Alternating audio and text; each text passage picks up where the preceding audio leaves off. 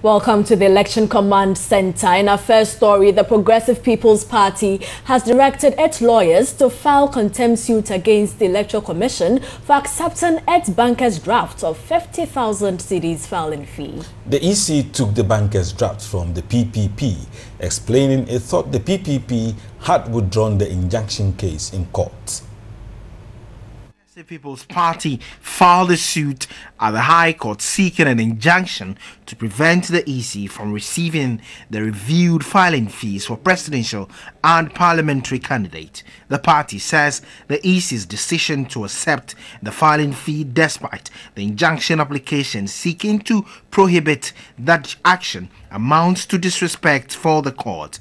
The EC last week accepted the 50,000 filing fee for the PPP presidential candidate after refusing to accept from other aspirants, explaining that once the party brought the fees despite its own injunction, it had every right to collect and retain same.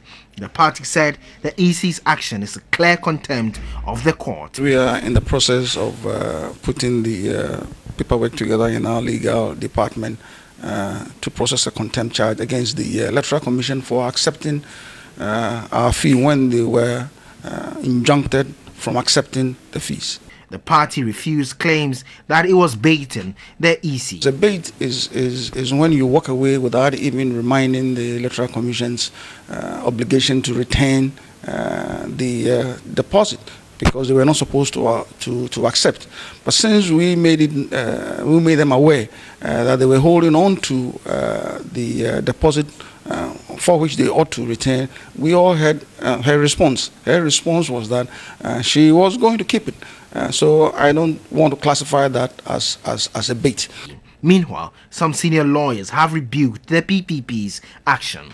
You are praying the court to restrain the Electoral Commission from collecting this money from you. Yet you have gone ahead of the hearing of the case to tender the money. It means your application is what we call in law ochos.